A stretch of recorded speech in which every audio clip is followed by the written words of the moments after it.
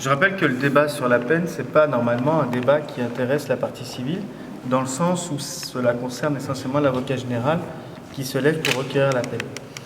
Toutefois, je fais observer, et je l'ai déjà dit, que je n'ai jamais vu crime aussi grave que cela.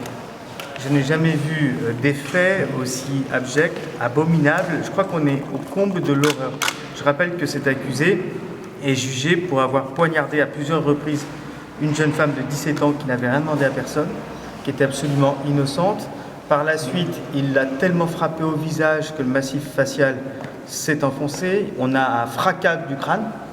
On a de multiples lésions osseuses au niveau des côtes et au niveau des membres. Il l'a démembré, c'est une évidence. Je rappelle qu'on a retrouvé un tronc et une tête calcinée pour finalement la brûler. Donc moi, je n'ai jamais vu une telle barbarie, une telle violence.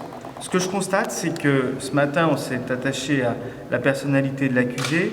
C'est intéressant d'abord de constater que lorsqu'on lui demande pourquoi il a fait appel, il évite le débat en disant que c'était son précédent avocat, que lui, il y est pour rien. Et quand on lit un rapport d'expertise psychiatrique le concernant, on voit qu'il dit à l'expert qu'il est déterminé à se battre jusqu'au bout. Ça tombe bien de nous aussi. Sauf que lui, il n'assume pas et que nous, on l'assume parfaitement. Et comme je lui ai dit ce matin, quand on joue, il faut accepter les règles et il faut accepter surtout de perdre. Et entre le débat de première instance et le débat d'aujourd'hui, il y a la perpétuité encourue par Anthony Draoui. Moi, clairement, je l'appelle de mes voeux. Je ne peux pas être plus simple pour la famille.